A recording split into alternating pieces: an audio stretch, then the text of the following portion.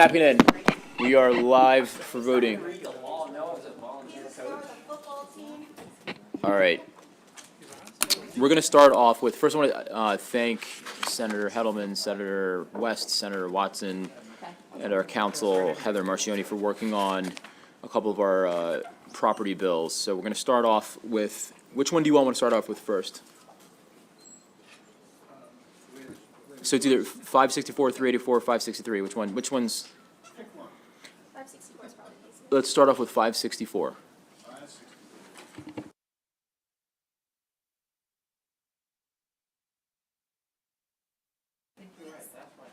Hey, so for Senate Bill 564, there is an amendment in your packet. With this amendment, what it does, it's in the bigger packet, not the one that just handed out. Senate Bill 564. I got one packet here. No, Diane just handed out a few extra bills. It's in the bigger packet, 564. Okay, so the bill as amended, it strikes the application to the wrongful detainer action, so the bill no longer applies to that. So under the bill as amended, on request of a party, the court shall grant a recess as specified on page 2, lines 7 through 10. And then additionally, the court shall grant, if good cause is shown, a continuance for a reasonable amount of time, not more than 5 business days, except with consent of all parties. And then continues on with the remainder of the bill. This is 564. Yes, this is 564. Okay, who wants to take point on describing the process that you all got to have consensus here? Okay, well, just can someone say that there's consensus and just walk us through? Senator Westman, yes. There is consensus, and we discussed. It's in this bigger packet.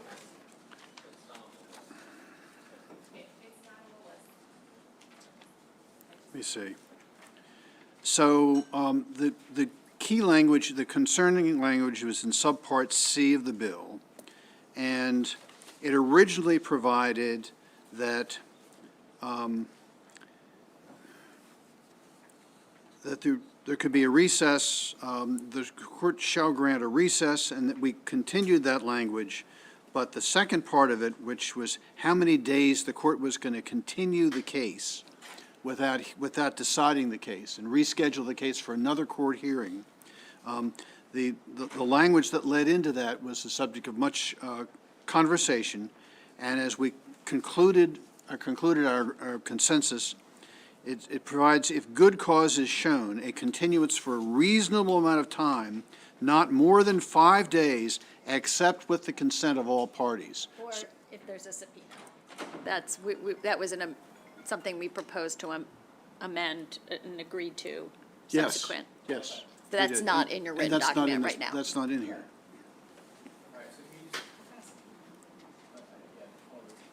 Let's adopt this amendment so we can work off the same. So if you have these other amendments that you want to adopt, then we can at least have this as a basis. Correct, yes. Is everyone okay with that? All right. Senator Wall-Striker? What's the factual situation behind the subpoena? I think if you are doing, for example, tenant holding over and you need, or breach of lease, let's say that, because that you're entitled to discovery, that you can ask for documents and you need a little time to be able to subpoena whomever, about that. And so that's where the 5-day question came in, that sometimes you can't get a response within a 5-day period from the court. Apparently it's. But you do have the right to do discovery and to put on a case, and so you might need a little more time if you have. Apparently, it is rare for a tenant to feel that, or the tenant's counsel to feel that they need a subpoena. But if they do need a subpoena, it could take longer than 5 days to get the subpoena prepared, out, served, and get the person into court, or get the documents into court.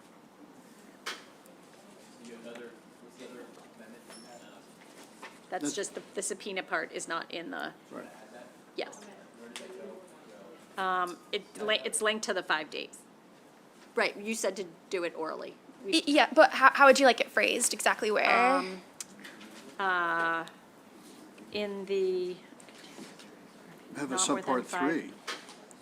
So, this is, correct me if I'm wrong, so this would be, so we're in line 12, so not more than 5 business days, except with consent of all parties, unless, No. or for purposes of a subpoena? Why don't you say if either party seeks 1, attorney representation, or 2, yada, yada, or add a 3 to serve a subpoena for either documents or the attendance of a because it is witness. either party. What, 1 and 2 in lines 14 and 15, those do not extend the period of the time. Those are purposes that you may request the good cause for. Well, you'd be The continuance requesting for. good cause for a subpoena. Right. Because you need time to serve the subpoena and get the, If I add subpoena there, it would not permit the court to extend Beyond 5 beyond the days. 5 days. Okay, so I think it needs to go then in line 12.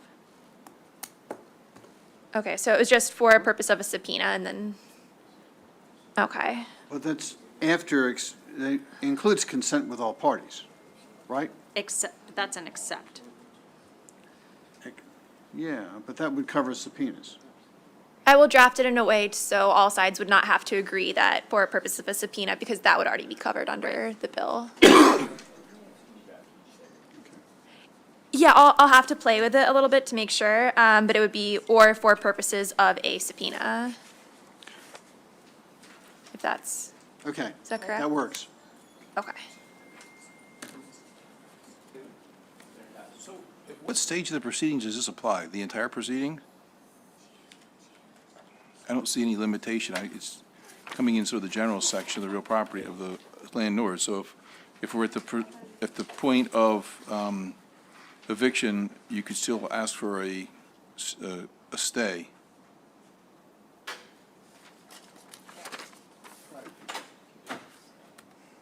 A continuance, not a stay, a continuance. Yeah, it's the same. I mean, all right, a continuance, but,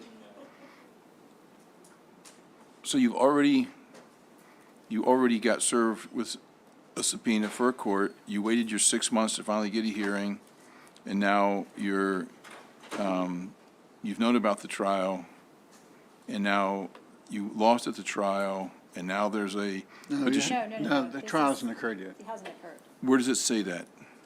Well, this is in the, Court- you're at the court. No, I got it, but then you go to the court and say, they've scheduled an eviction on me, so I want to stay it because I want to get one of these services of an eviction prevention service provider. He will try to give me the money to pay or something like that, right? So now we extend it further at that point. This is, you're in the courthouse. This is. Doesn't say that here to me. But it, I'm looking at, I pulled up the statute to see where it is, it's in the general area. It's not, doesn't say once you're at trial or at trial. It says, It says the court shall grant.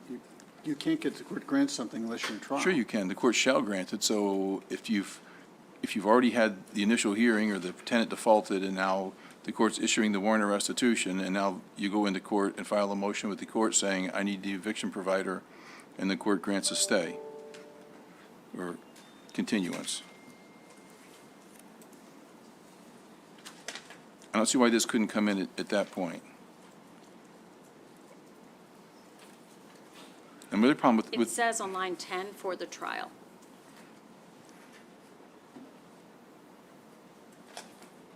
Well, that's the part 1. That's a different part.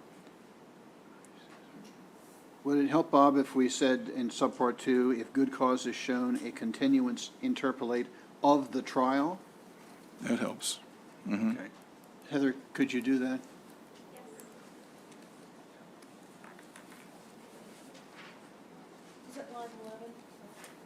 Yes. In most courts, these 5 days, they completely ignore those. I mean, there's no court around that's going to get you back in 5 days. It's just, that's not going to happen. Their schedules are already made up. So you're not going to get it in 5 days. And I know Baltimore City totally ignores all of our deadlines that we put in for landlord-tenant stuff, and honestly, most of the other courts do. So It's just not practicable for them. So you're not going to get it in 5 days. And if you go for the subpoena, it's a subpoena for records, so I'm pretty sure even district court, your subpoena for records, you get 30 days. You get another month asking if you subpoena records. So we just bought another month with a subpoena too. Because you're subpoenaing a third party or anybody for records. So they get 30 days to respond to a subpoena. So you just go in another month on top of that.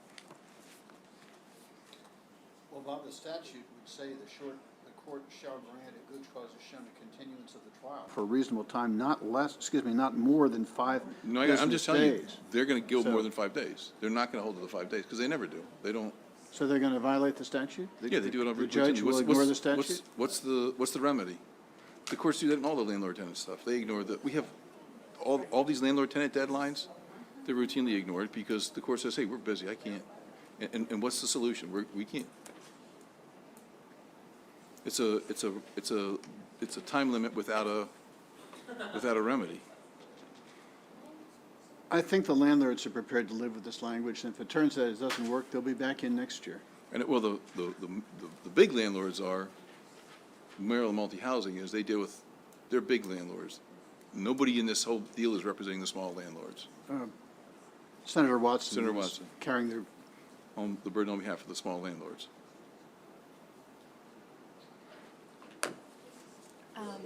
Folks who do this say they get back in 5 days all the time in the city. I don't see it.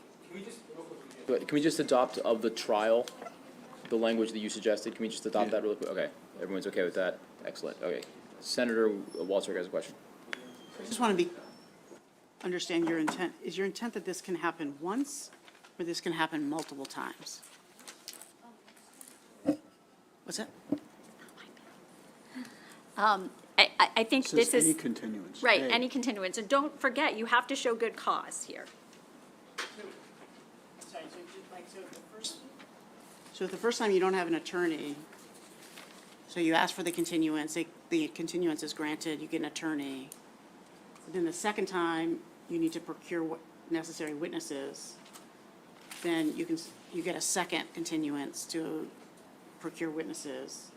And then you come back and you say, oh, hey, I gotta get these documents, and then you can get, like, do you have to do it all at once, or you get to, if you don't have what you wanted after the 5 days, can you reapply?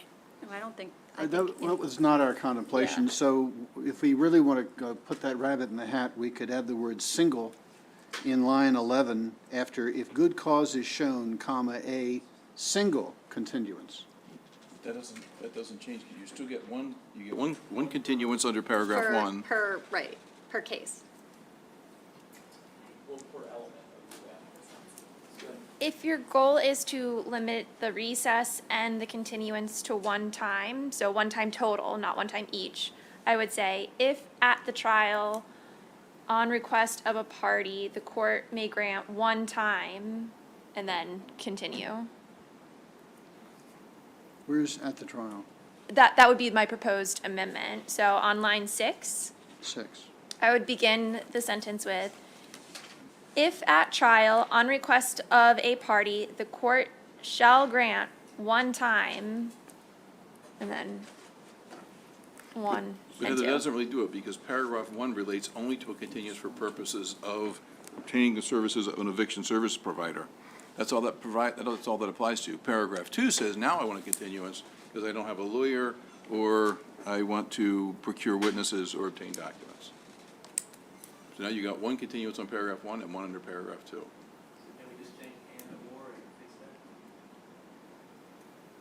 that. I mean, Well, no. Or you could say, just adding language, if the court grants a recess under C1, the court may not grant a continuance under C2. that would do it.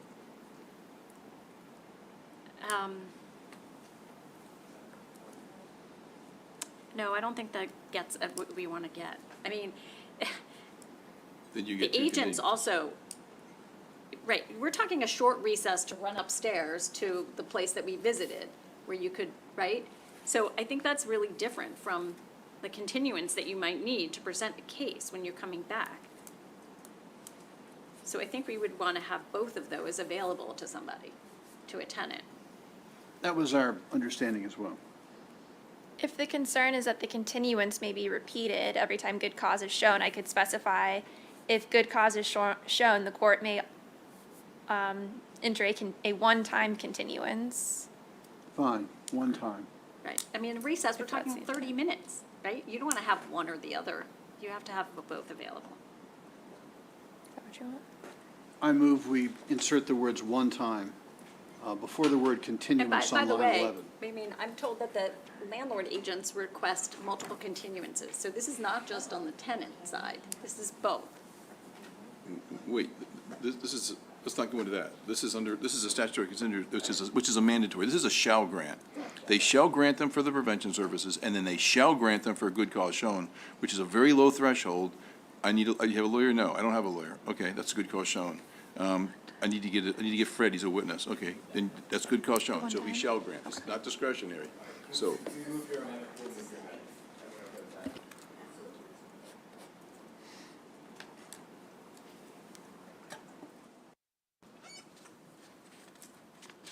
Three amendments, so it's that it's at a trial, that it's a one-time continuance, and then also adding for purposes of subpoena. So the three that I have.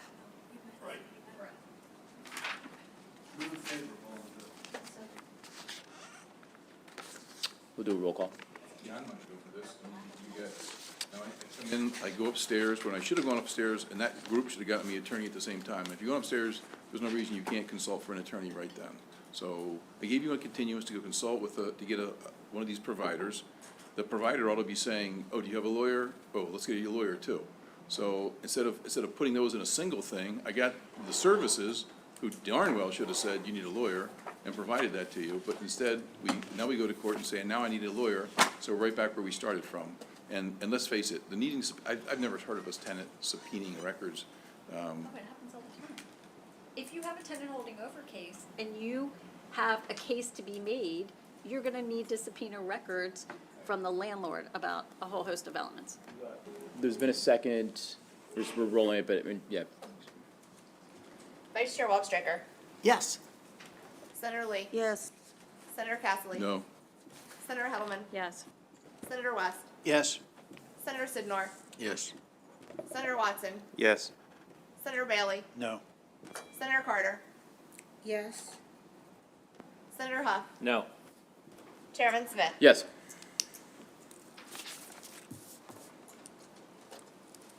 All right, let's go on to Senate Bill 384. You said you wanted to do 599. No, after the packages. Okay.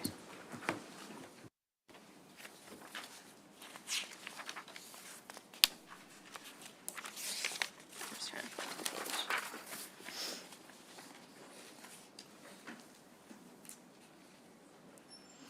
Okay, so Senate Bill 384 deals with applications for rental assistance. So I am going off of an amendment that was handed out. It's not in the larger packet, it's one of the looser ones that's ending in 02021.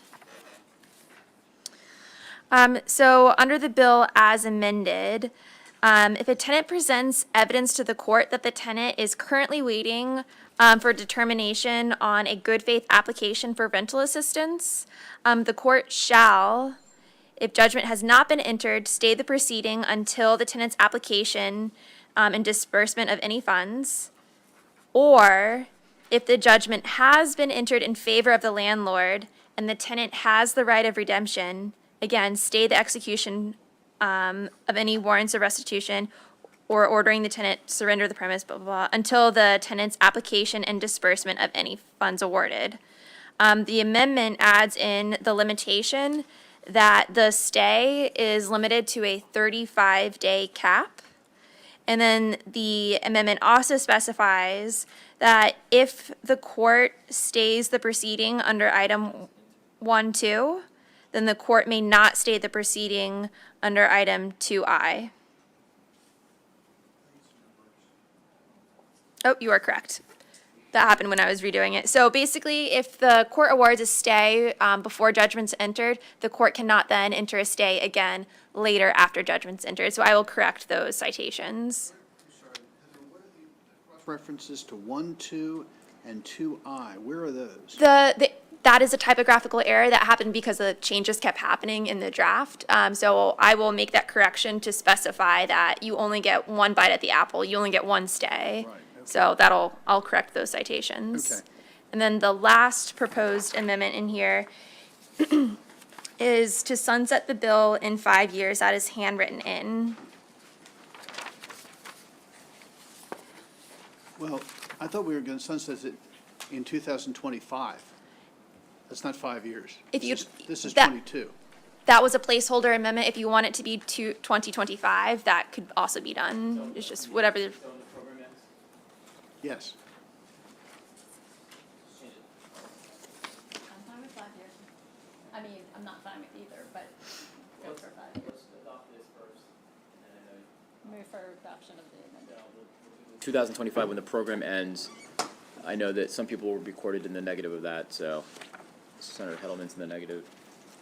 Okay, are we adopting, so we need to adopt this one? We did already, Okay, yeah. so this is all, and that's the second one. So there's, at the very, on the last page, there's a sunset, the program ends in 2025.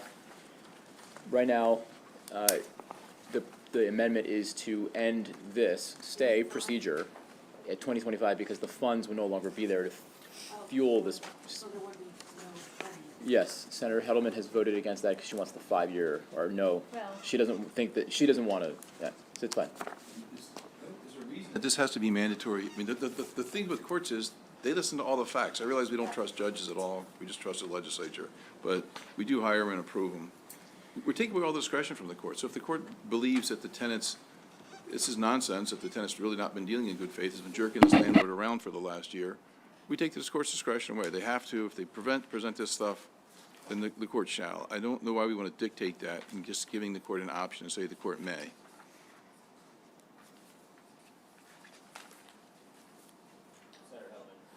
Well, actually, I was prepared to speak about the sunset. But I would argue that, I don't want to make the case for the bill, I mean, from the beginning, but I do think that this has been a difficult time where we've had a lot of money come in, where programs have had to build up from the ground. We are now at a point where it's imperfect, we're getting better, but this is a program that kind of integrates the back rent into the eviction process, and we have different pieces of the system, like finally talking and coordinating a little bit better. And so I would urge us to stick with the shall. But this is like a mandatory minimum. It's the same logic as a mandatory. You know, when it comes to criminal law, we say we can't have mandatory minimums because we got to trust the judge, trust the judge's discretion, trust them to do the right thing because no case is the same, all cases are different.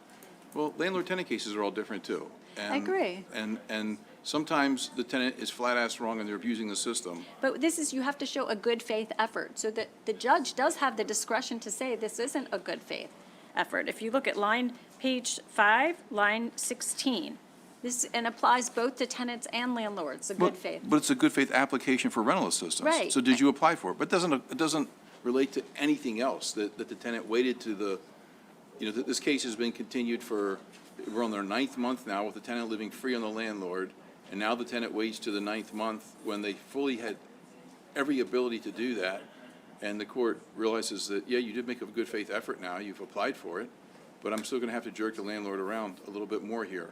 I just, So just real quick, before we get on to the preliminary, just One more amendment to sunset at 2025.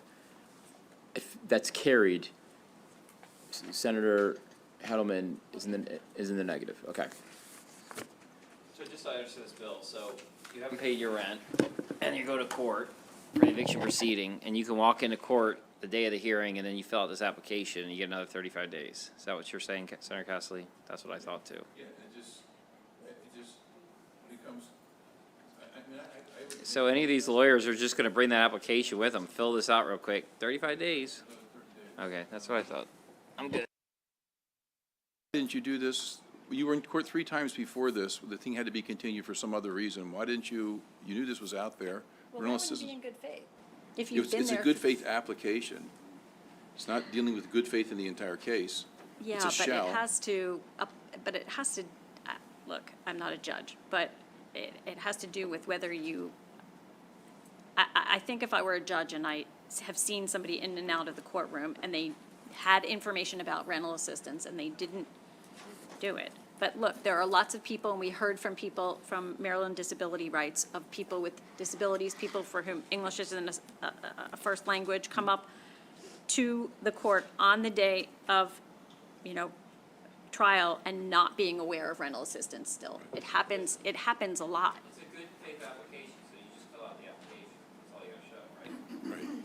So if, like I said, any lawyer is just gonna bring the application with them, you fill it out, it's a good faith application, you buy yourself 30 more days.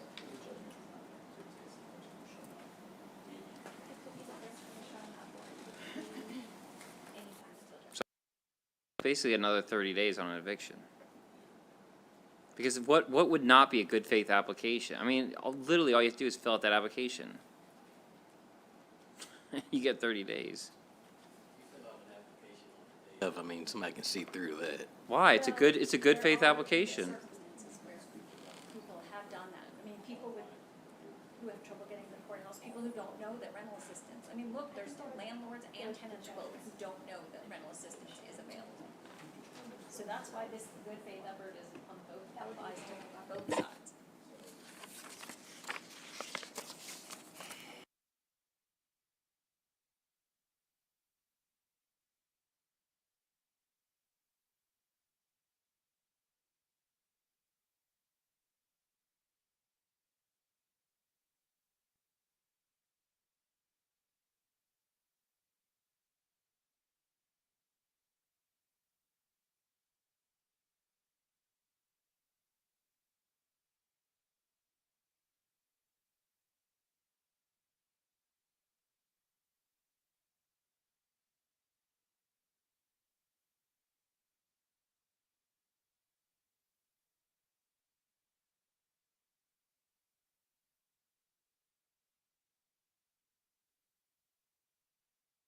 Denied.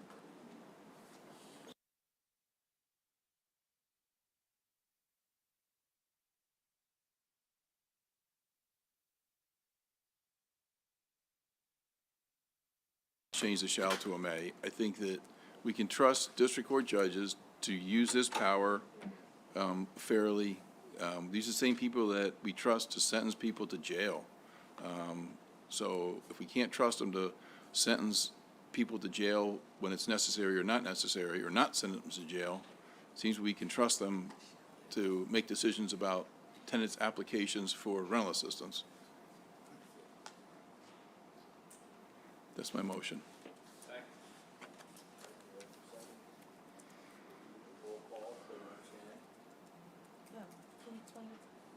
I'm just changing this. So he's just changing shall to may. That's page 5, line 18, shall to may.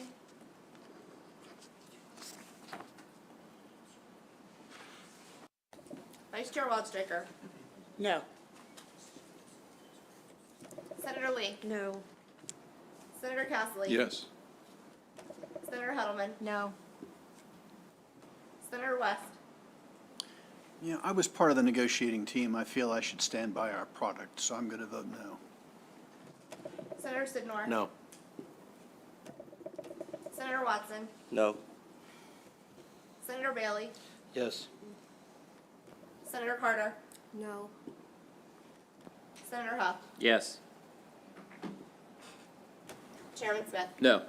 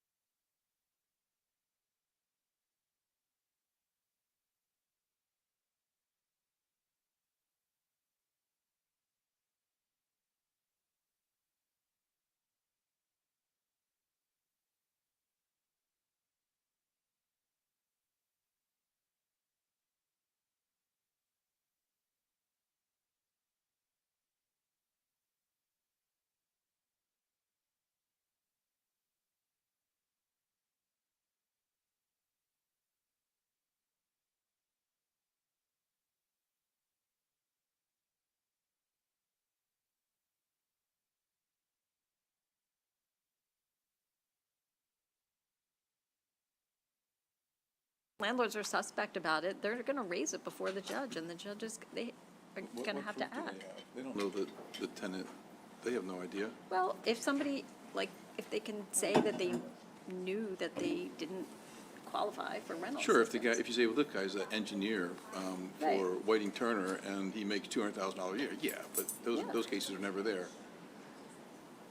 These are Many, people- many of these landlords, as we've heard over and over again the last 2 years, have worked directly with their tenants to try to get the tenants to qualify for financial assistance.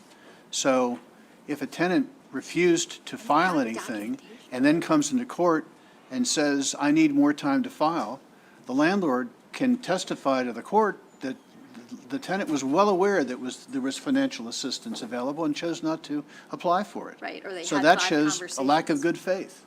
They had 5 conversations, they handed them the brochure and the information about rental assistance, and they Sorry, did that nothing. just shows a grossly unrealistic view of the landlord-tenant market, in my view. Most Well, landlords not don't in know that the mine. tenants applied or not applied for rental assistance.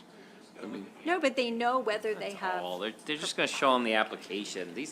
I'm sorry, are these court hearings that intensive where they do all this? They're just no, gonna you have show the them the courtroom filled, they're the application. most packed court, I didn't, but I was under the impression they're like traffic court. They just move in and out No, they're quick. They're not faster gonna have than this traffic court. investigation. They're gonna show them the copied version of the application, and they're gonna get 30 days automatic. That's what it's gonna be.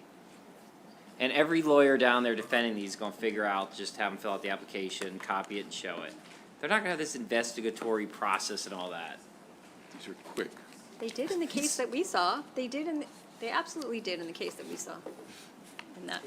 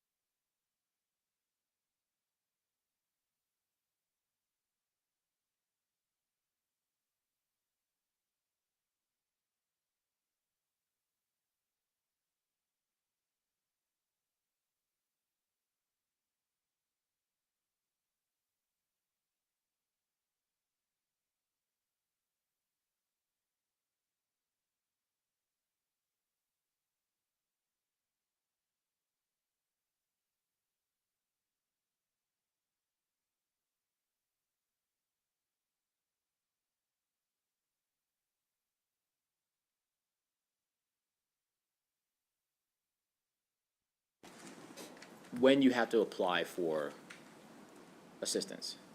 look, I would say that many times a judge may decide the same day is not in good faith.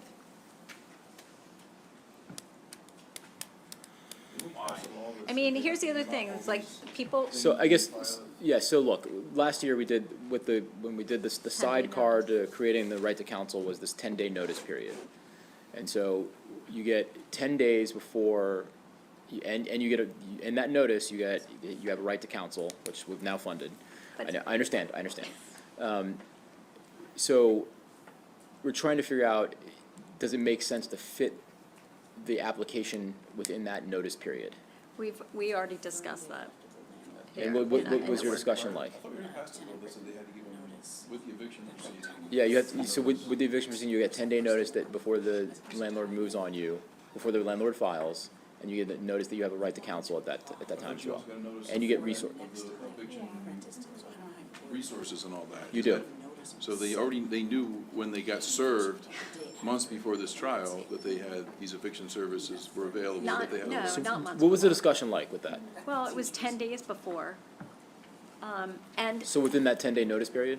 yeah, I mean, we talked about that, but we also felt like 10 days, look, this is all, we're all assuming, this is very messy, and we're all assuming this happens in a perfect world, like that people really understand that they have what's available to them in 10 days. It's just, people are still showing up in the courthouse, not understanding and not knowing that there is a lot of rental assistance available to them. And so it takes time to pull together the documentation, it takes time to get your stuff together to do the application. There are people who have disabilities who can't fill out the application online, and they show up that day. I just want to make a statement on this, because, years ago, we started on the public housing route, and that was a government solution, and we could take care of everybody, but that failed miserably, and those are coming down, and so our only game in town is private landlords. And so we need more rental housing, so we have to make sure that we encourage good landlords to stay in this business. And last year, we heard eviction Armageddon was coming, and it was guaranteed to us. We had to jump through all these hoops. Eviction Armageddon was coming, but that didn't materialize.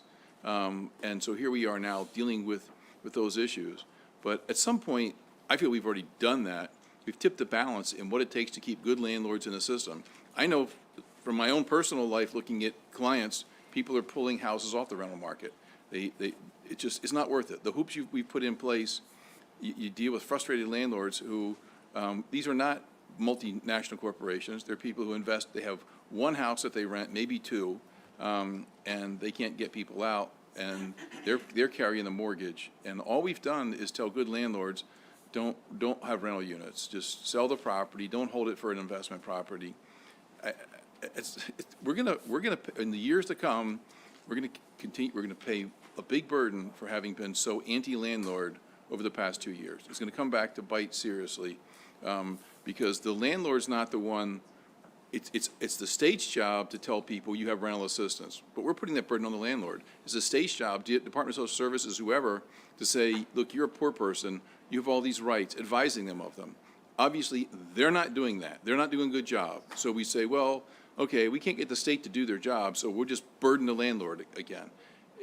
All the burdens here keep coming out on the landlord. At some point, the counties, This is a way to get the landlords paid. There is money available. This is a way to this is a win-win. Sure, This and is- if the and landlord the really feels like they're 10-day gonna win, they'll period, take it. The 35 days is the 35 days, whether it happens within the 10-day period or before. I'm trying to figure out, maybe Heather has an example or somebody else. How long is it taking to even get these cases to court? Because it says 3 weeks to 5 months, and I Googled it. I just asked Grayson. He says it's taking 8 months It to a depends on the year in jurisdiction. some jurisdictions. Depends. So you're looking at a year, somehow they didn't figure out to apply for this application. A whole year went by. They couldn't figure it out. Then you roll, finally after a year, you get them into court. Oh, he got the good faith application, it's right here, he did it today, he just learned about it, you get another 30 days. So here you haven't had your tenant pay rent in a year, and now it becomes 13 months. But you're not waiting a year to file for them, right? To get, that's my question, is to get into court, what I just Googled up said 3 weeks to 5 months. I talked to Grace over there, he says it's taken 8 to 12 months in some jurisdictions, so. It's usually within 30 days of 30 days. And just remember, if you But go to they're not court and you processing lose, that quickly. and they issue the warrant of restitution, which is another month, 30 days to apply, 30 days from when your rent is due to apply for rental assistance.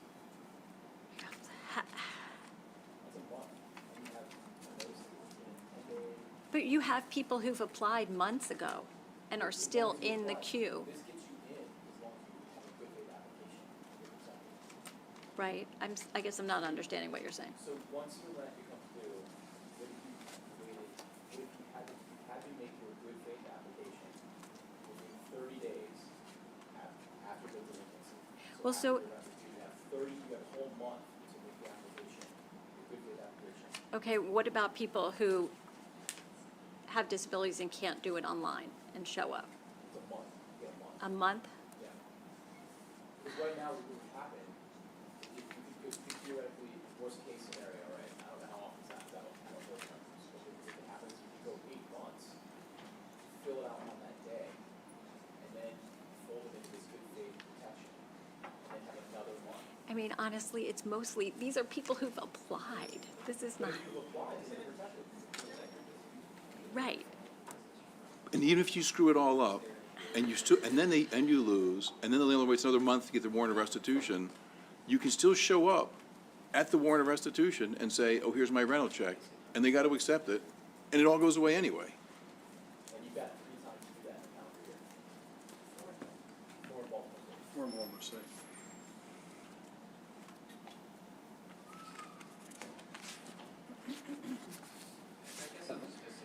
This, if it's taking 8 to 12 months in jurisdictions, why do we need to add more time?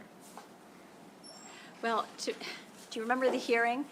Because local jurisdictions are finding out when, I mean, it's a topsy-turvy system. They're finding out when somebody is getting their warrant of restitution, and they're moving those people to the top of the list so they can prioritize them. And they have so many thousands of people in the queue. I guess I just don't have sympathy. It's 8 to 12 months and you couldn't apply, you couldn't pay your rent. Show some personal responsibility. I know, But right now, even if you have applied, the money's in the pipeline, you're not protected. Right, Part of it is still there. right. But the money is coming. And also, I mean, the people that, by not putting in that 30-day provision, we are, if you were to put it in, I think we are harming some of the most vulnerable people, people who have disabilities, people who don't speak English. so if it hasn't Um, come in 12 months, why does it come in 13 months? Because you're about to get the notice on the door, and it moves you to the front of the line. Well, I'm if saying afterwards, if you couldn't have got it in 12 months, why is the it can't be taking 12 months. If it is, then why is it guaranteed that 13 months gets you your Doesn't assistance? guarantee, but I'm saying that it moves you to the front of the line. They're prioritizing you because you're gonna be out on the street. Okay, but if, The money is coming. That's Right. But if Maybe, I get that. maybe. The only rub I have is the application time, which seems, because that seems to like pull everything, because it's last minute, last man, this is gonna. I mean, it would make more sense if you were to stay the warrant of restitution, allow the case to go forward, you've got a judgment, and now you can stay the warrant of restitution for a period of time to, because they're already taking, warrants of restitution are already taking a month, even in a good county. Not in Anne Arundel. I mean, it depends on the From jurisdiction. the date the landlord It gets the can happen judgment, pretty quickly, as I'm told. my even county's now. pretty fast, it takes me like a month, I mean, because you gotta, I think it really depends on the the jurisdiction. date of the trial, you're looking at least 10 days before the district court processes it, then they send it over to the sheriff, and he puts it on a 15-day schedule, and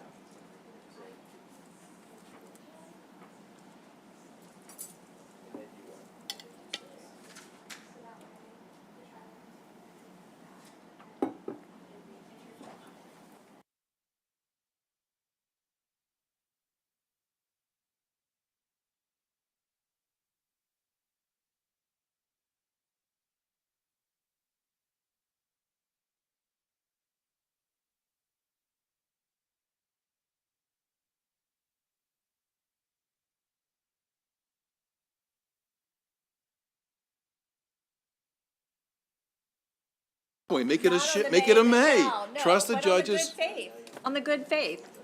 because his hands are tied, because good faith just means you applied, because all the thing the judge will be able to say. He can't investigate, he doesn't have time to investigate your income. He's gonna say, oh, you got the application, did you really sign it, did you really send it in? Are you applied in good faith?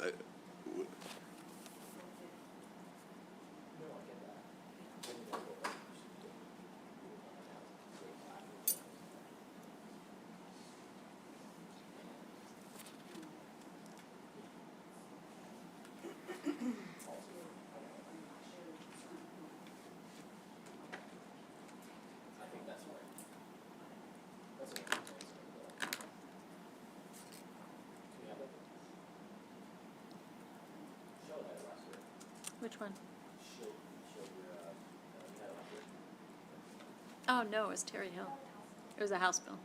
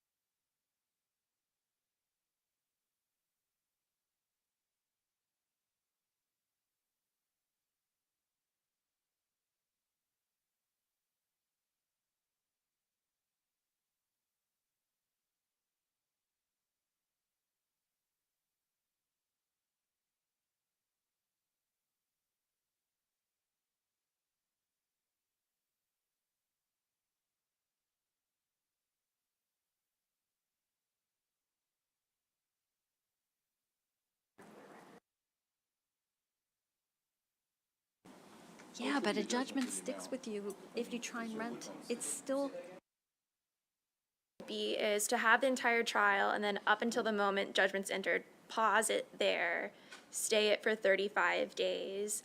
And then if in 35 days rental assistance comes, case dismissed.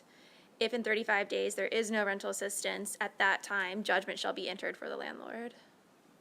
But you can't, that's the problem, is some of the counties are not passing it through fast enough, and you're making contingent on that. That's the thing. It would still be the 35, limited to 35 days, though.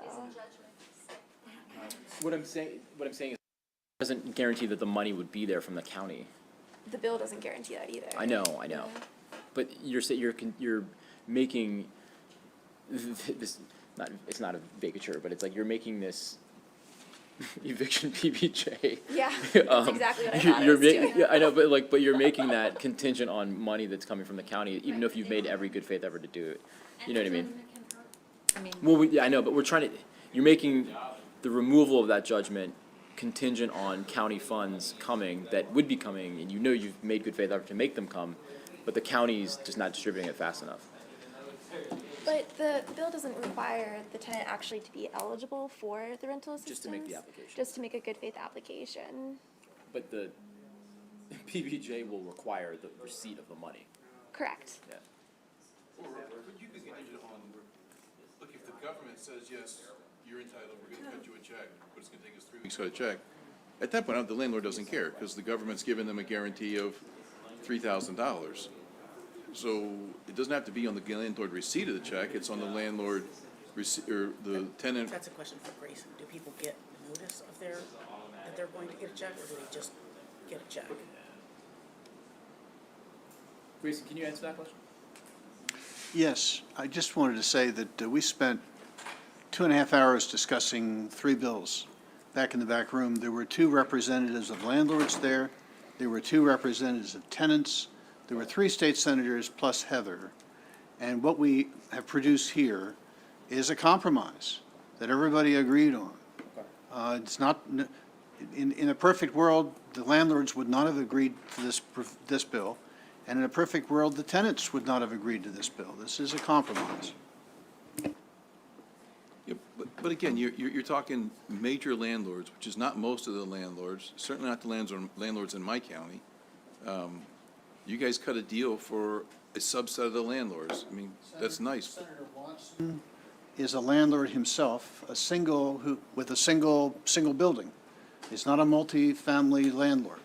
So the small landlords were also represented in the room. What did they think they were gonna get those? Senator Watson. Hang on. Let me, once my name is called, I gotta speak for myself.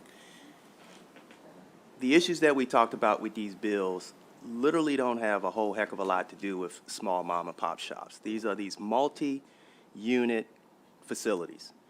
And even though I tried to make the case to separate it out and make these things applicable only to multi-use facilities, my colleague said, well, you probably can't do that. It would be unfair.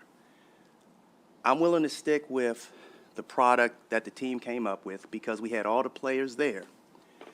Any attempt to change anything, I will not vote for it because I think it will inadvertently impact our small mom and pop shops. Even in the discussions when you're talking about put a stay in, then it goes away, my head immediately goes, does that go to the 1, 2, 3 strike thing? We're starting to make all these things too murky for me. And so I'm just letting you know, up front, that's where I am.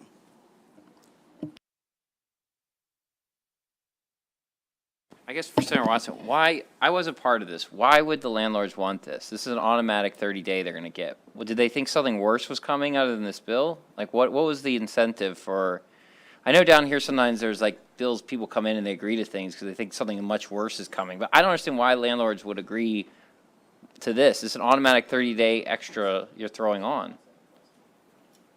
Senator Huff, I'm going to let these other folks answer that question. My understanding was a lot of this conversation had to do with one very unique case, that it happening again is the equivalent of hitting the lottery. I didn't quite understand all the nuances, so I'm going to defer, to my colleagues on that. All right, well then maybe Senator Russ can explain, because I don't understand the agreement. Why would the landlords agree to this bill? It's very simple. As filed, the bill provided that the stay would last, quote, until resolution of the tenant's application and disbursement of any funds awarded. It could have been 3 months, 6 months, 9 months, and we negotiated 35 days. We negotiated from really horrible policy to just bad policy. I get it. It's a hell of a standard. For I mean, but it's still not, I mean, you're adding, again, I guess because they felt they were under the gun, and then we could have passed a bill to throw another 6 or 9 months on top of it. But that said, they may have agreed, but I don't agree to an automatic 30 days on top of a year process in certain places. That's just not, that's a good, and you know what happens? You know what, for the renters, let's be honest here. When people aren't paying their rent for 13 months, how do you fix that? Does the landlord go, well, I'm going to make less money? No, he raises everybody else's rent to cover it. That's what you do. When you have an apartment building where someone's not paying their rent, you're just going to raise everybody else's to cover it. And then you get into affordable housing issues.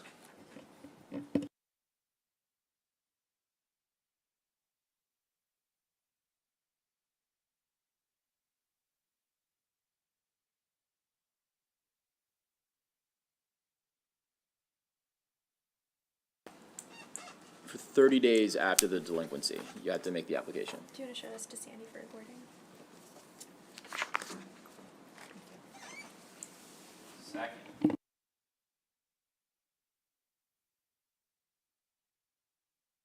The delinquency, you have to make your application for the assistance. Okay? That's the amendment. Second. And it's been, Even more fair to tenant, 30 days after service of the loss. I mean, the landlord may not sue for a month. I'll even grant you. 30 days you know after. when they file. it's 30 days after what? The 10-day notice? 30 days after the tenant served with the complaint, that gives you better, doesn't it? Oh, yeah, it does. It's more, because you could be delinquent on the first, but not receive it until the second or the third or the fourth or the fifth. So the tenant would have already received They're definitely getting it at day 10. Yeah, Oh, they'd that's already for sure. received the 10-day Yeah, yeah, notice, yeah. and so then it's within 30 days of the complaint filed in court? Is that what you want? That's more time. It's more time, but we know that that's a date certain. Some people can discuss when the delinquency is, 30 days, when you get to, I'm just looking from a date certain that the court can say. Suit filing and the 10-day notice are two different things. I know. Oh. He's talking about filing. Are Yeah, you so talking about- filing could happen on the 11th day. So then under Cassie's, it's tenant is late on day 1, then there's the 10-day notice period, and then after the 10-day notice period's up, then the landlord can file. So under the proposed amendment, it's on the first day the landlord files, which is day 11, within 30 days of that is when the tenant would have to make the application. So Right conceivably- now, you're saying 10-day notice, which is fine. Conceivably 40 days. Okay. Yeah, it would be about 40 days, would be the minimum, I think. Yes, but conceivably 40 days. Suppose the trial, Well, actually, no, because 10-day notice, it's around 40 days. No, less than 40 days if you say 30 days within filing. I see what Senator West is saying. What if, in the old days, the trial would occur not too long after the 11th day. The court would schedule the trial quickly. And if we go back to the old days, the trial could occur before the 30 days have run. I don't think that's an issue because at this point, the tenant wouldn't have the protection under the bill because they've never made an application, so the bill would be inapplicable. It wouldn't apply to them. Oh, okay. Or on like the day the trial starts, the tenant goes in and files the application, then they'd be protected. Yes, okay. Because it's within that 30-day. All right. That was a good point. Does that make sense? Is everyone okay?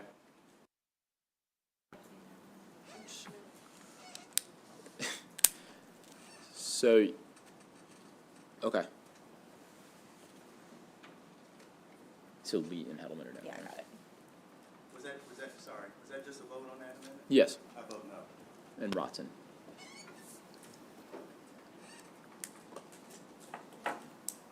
You're voting no on the amendment, and Carter.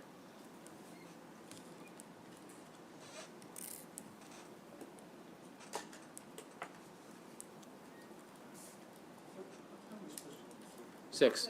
All right, so now the bill's before you as amended. So, just really quickly, so I think I might look at this bill then. So, it says, so I mean, Heather, real quickly, so can you just run through it real quick? Because I don't want to be unfair to people. Sure. It's- The bill will sunset in 2025. Yeah, I get that part. And then, so the bill only applies to a tenant who applied for rental assistance within 30 days the landlord files the claim in court.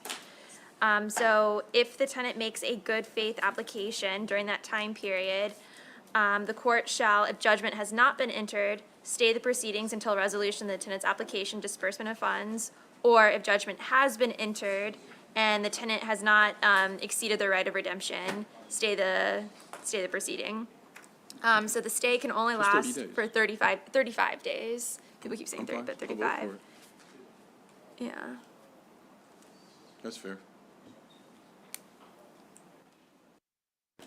That's great.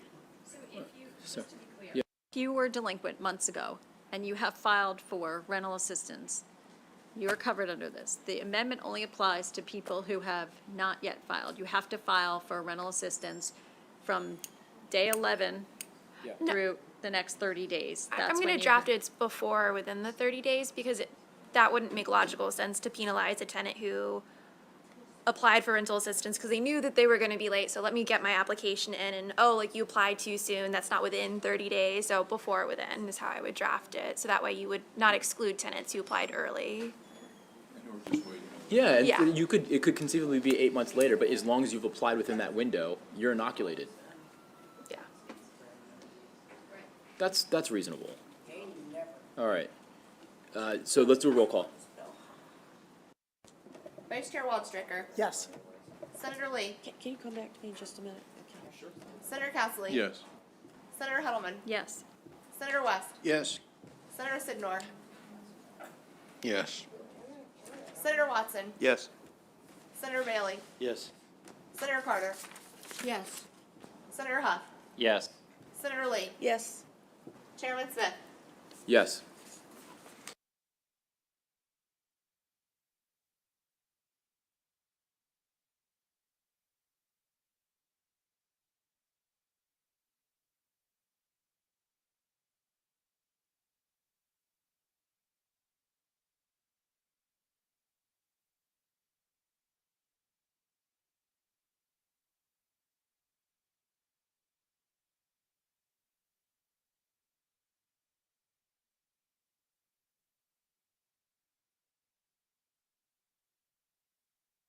I'm trying.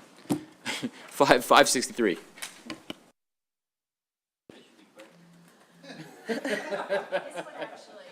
This one is the easiest one. Don't worry, they all work it out. Hey, Wait, did you vote, Senator Lee? She did. Okay, got it. Okay, got it.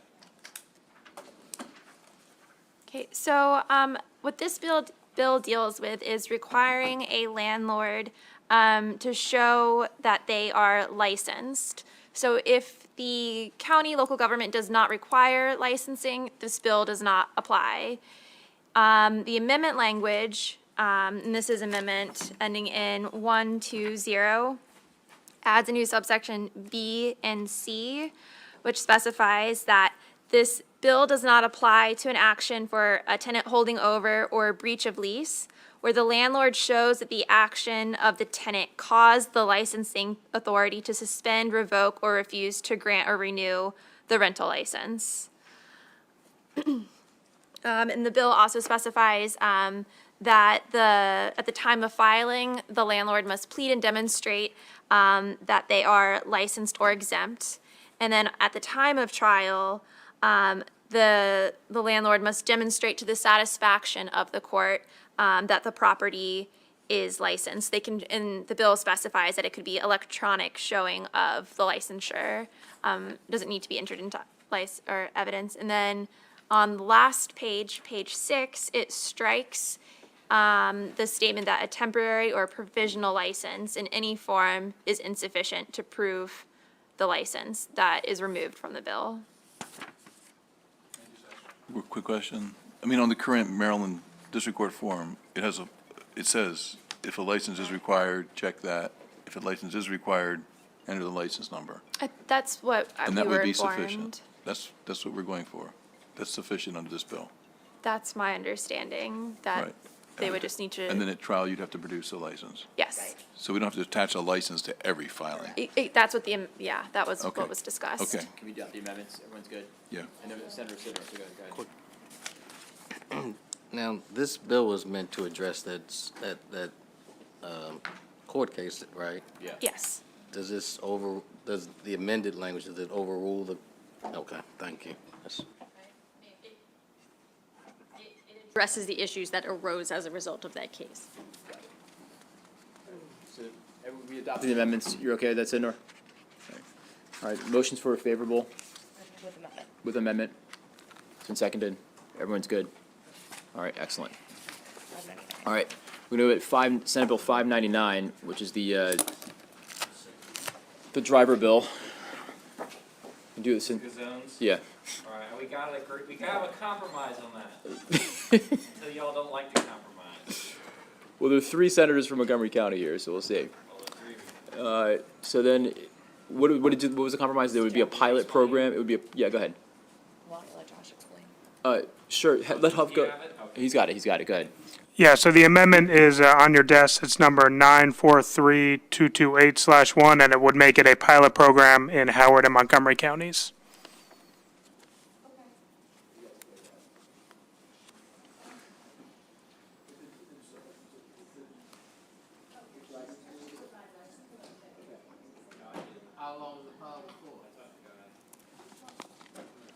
Currently, it does not sunset at any point.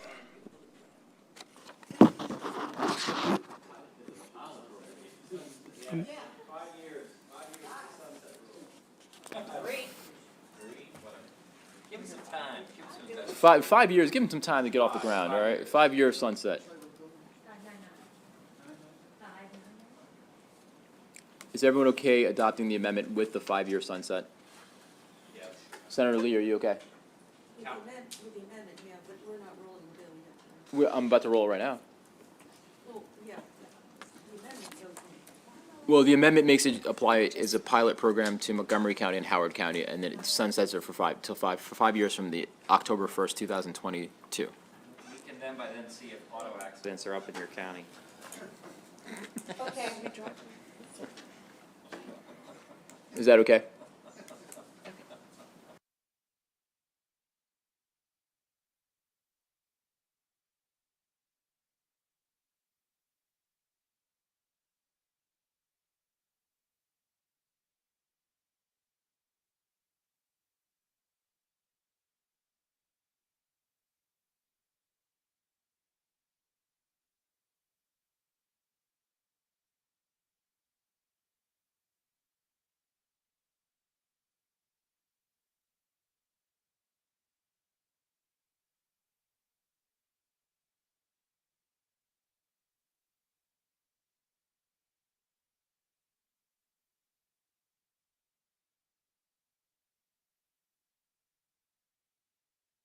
All right.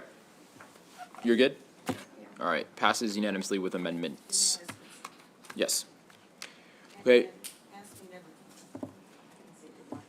Yeah, I don't think they're engaged in this bill. Senator Bailey, Senate Bill 673.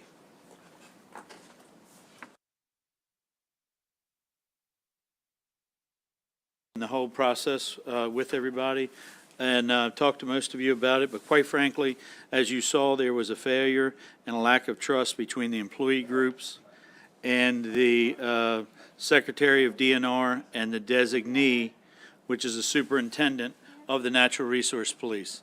And what we're talking about is the hiring, promotion, and transfer of the police force. So we worked with every employee group and the secretary, and everyone submitted amendments from the FOP, Black Officers Association, Secretary Sliola, and even the Maryland Park Rangers.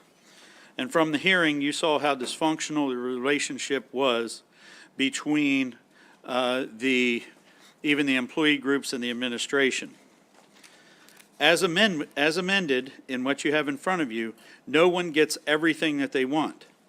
But what the bill does is it provides the Secretary the authority as the same authority as the Secretary of State Police running a police department.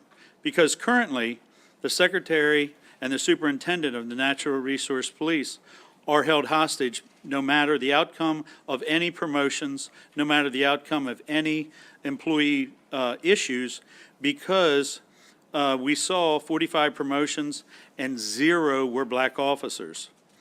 Currently, this is all controlled by the Personnel and Pensions article. And so, and they're doing this through a civilian process for police officers. So there is no accountability. What does this bill do? It gives the responsibility, sets the guidelines, and the accountability to the Secretary of Department of Natural Resources. One message that we clearly heard during that administration from the Black Officers Association was that they didn't have faith in the superintendent or in the secretary, and they didn't have faith in putting themselves in the state police system. Because they referenced the fact that there was a problem last year with the state police system. And I definitely agree that nothing's as perfect, but being a part of the process last year, we saw what happened with the process last year with the state police. And as a result, there was a joint chairman's report, and there was a process put in place that the General Assembly expressed concerns with the allegation, the racial insensitivity and lack of diversity among the Department of State Police workforce. So they directed language to convene a diversity study group to develop an action plan to address these concerns and submit the findings, which they did. The submitted action plan should, at a minimum, identify a lot of issues that are listed in the amendment to improve diversity within its workforce, including specific goals for achieving diversity, metrics detailing the current degree of diversity in the department, as well as the department's plan for promoting diversity through recruitment and retention efforts. In any instant where demographic data is requested, this should be data categorized by both race and gender. And that's what we did with the bill and the amendments. The guidelines, the authority is given to the Secretary just like it is with the Department of State Police. The accountability, the Secretary is required to process and have an action plan. They are then required to report everything to the General Assembly so that we can monitor what they are doing, so that we're able to reestablish that trust that exists between all of the units that are failing, so we don't end up with a promotional process where they have 45 promotions and 0 are black. I would turn this over to Jamie for any specifics. I'd be more than happy to ask any questions if anyone has any, but I think it's pretty straightforward. I have one question, just for clarity, for the reporting is, all right, they update the action plan every 3 years, but are they only obligated to report to the General Assembly once, or was it your intentions for them to report periodically as well? But that they should report once, and then we made that available on their website. That was my intent, that we could just look on the website. I'm sure if they got out of kilter every 3 years, that everybody would be more than happy to point it out to us. But Senator, if you think we should do it that way, I'd be more than happy to make them report to us every 3 years. I mean, the action plan and the report that we're getting, is it like it will be the same thing? That's right. Okay, thank you.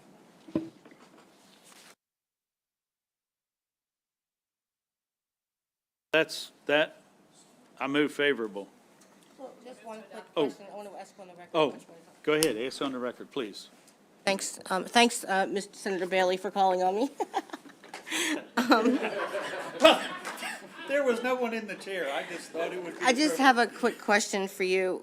They didn't provide written testimony, only oral, but the Black Officers Association and the Friends of the Black Officers, they opposed the bill at the hearing, and I know you've done some work on it, so whatever you've done, have you alleviated their concerns?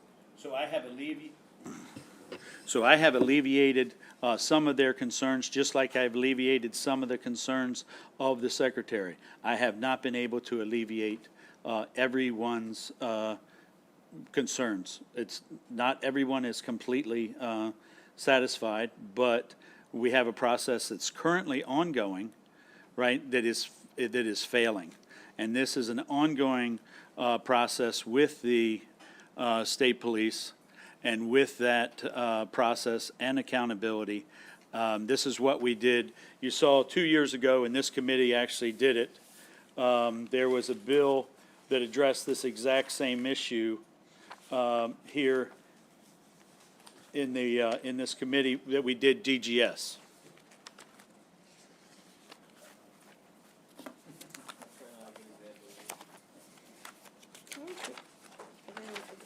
It doesn't look harmful. I don't see it wrong from what I'm reading.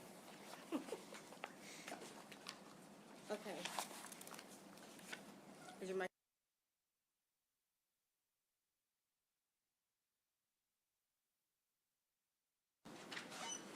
So do we need to adopt these amendments? Yes. All right, can we adopt the amendments? Everyone's good? Yep. Senator, you're good? All right. Motions for favorable? It's with amendments. It's been seconded. Everyone's good. Okay, great. All right, I got one last bill. One more. Senate Bill 452. Ms. Heather. So with Senate Bill 452, there is an amendment in your packet. The amendment ends in 025. It's the same way. Oh, Kathy's on the other one. This is 452, Bob. Let's just talk to you about this. What's that?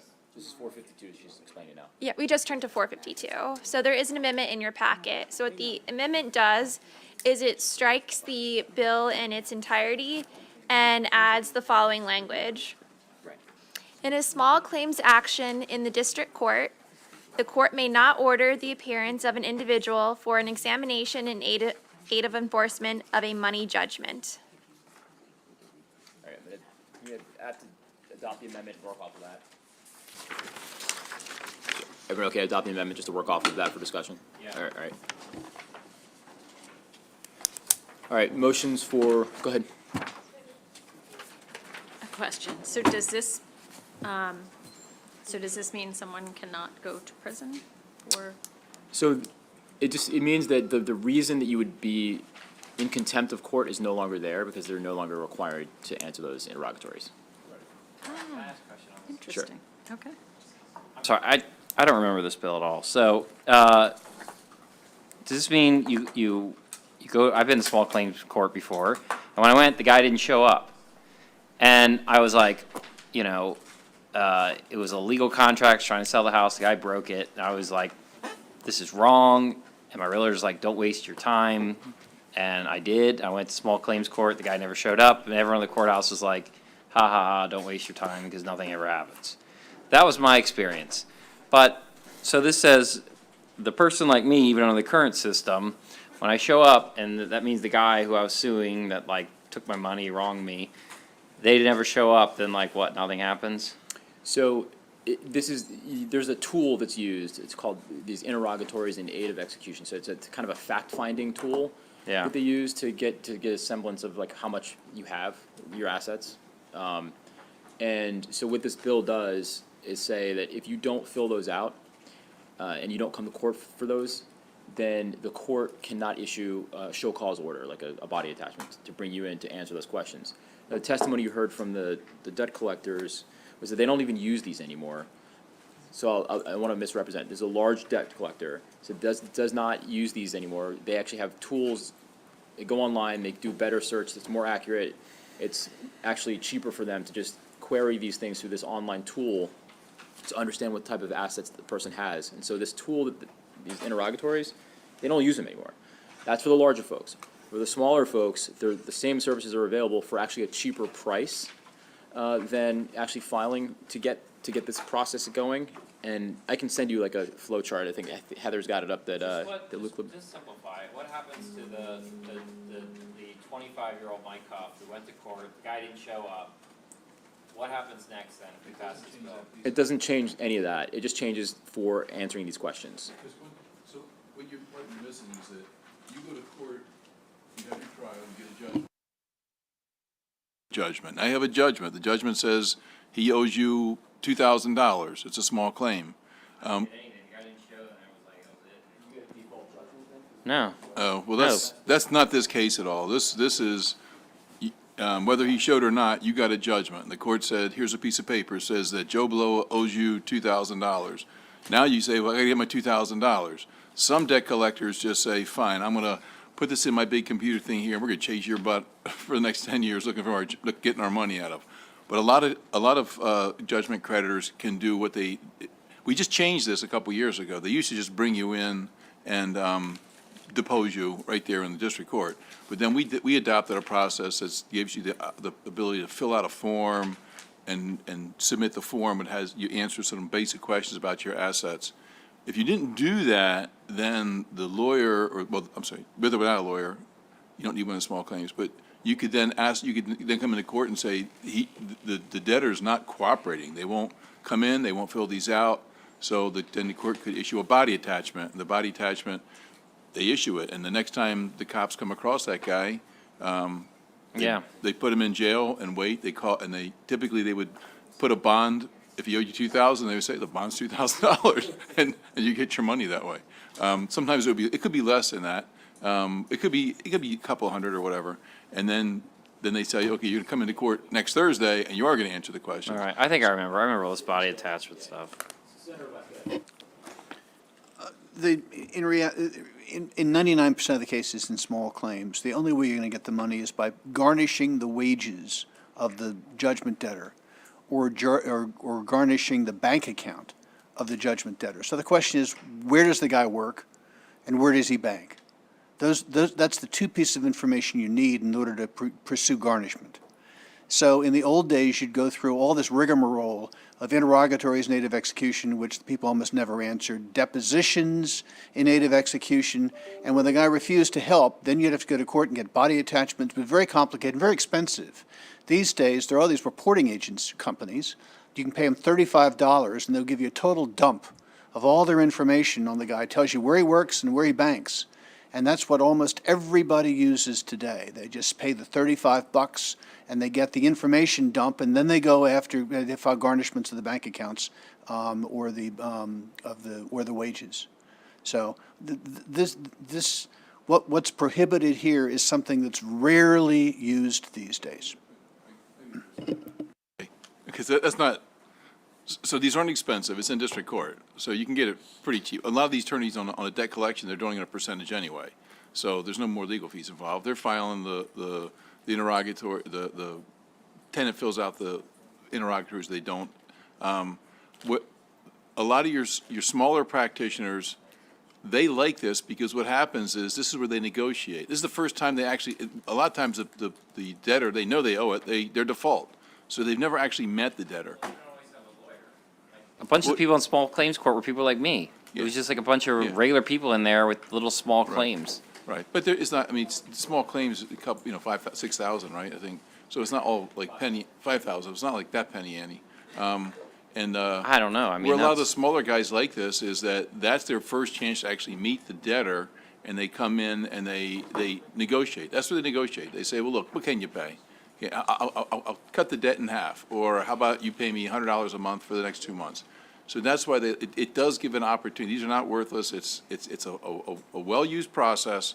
So I don't think it's fair to say it's fairly efficient in a lot of these small claims, particularly in your smaller jurisdictions. So there's a sizable group of debt collectors who are going to be quite upset that we remove this. So Balance that with the prospect. You could spend a weekend in jail for this, so it's a balance, it's a policy call. I So- mean, my experience in small things court, they weren't enforcing very much. If the guy didn't show up, they're like, Well, this happens, sorry, pal. this happens, Coming back, or you just realize this doesn't work. all right. Okay, thanks. So the amendment's been attached, no pun intended, no pun intended. All right, we're gonna get a bunch of body attachments to get on the floor soon, but I'd like to roll this. Yeah, so there's motions for a favorable with amendments. Senator West. What is the definition of small claims action? It's from 5,000 or less in district court? Is that it, 5,000 or less? Yeah. Okay, thanks. Seconded, do you want to do roll call? Let's do roll call. Vice Chair Waldstreicher. Yes. Senator Lee. Yes. Senator Castle. no, Senator Heddleman. Yes. Senator West. Yes. Senator Sidnor. Yes. Senator Watson. Yes. Senator Bailey. no. Senator Carter. Yes. Senator Huff. No? Chairman Smith. Yes. All right, next time we come back, it's Senator Watson hour. Senator Watson bill is the top, and then we got Senator Sidnor. For our next voting time.